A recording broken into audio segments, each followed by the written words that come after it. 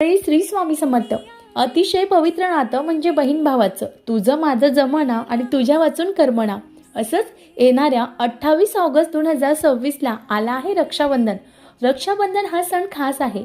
या सणाला आपल्या भावाला दीर्घ आयुष्य लाभावं, भावाचं प्रत्येक दुःखातून, प्रत्येक संकटातून त्याची सुटका व्हावी किंवा कोणतंही संकट त्यावर येऊ नये, यासाठी प्रत्येक बहीण त्याच्या हातावर राखी बांधत असते. मग या दिवशी येणाऱ्या 28 ऑगस्ट 2026ला आला आहे राहू काळ. मग राहू काळ आला आहे तर रक्षाबंधन आहे किंवा जे राखी बांधण्याचा शुभ काळ आहे किंवा शुभ मुहूर्त आहे ते काय आहे, चला जाणून घेऊ. मंडळी, या वर्षीचा जो शुभ काळ आहे तो सकाळी 6:28 ते सकाळी 9:48 असणार आहे.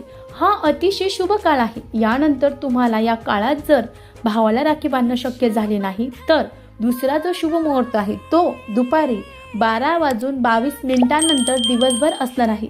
या काळात सुद्धा तुम्ही जे भावाला राखी आहे ती बांधू शकतात, पण तुम्हाला याच शुभ काळामध्ये राखी बांधायची आहे.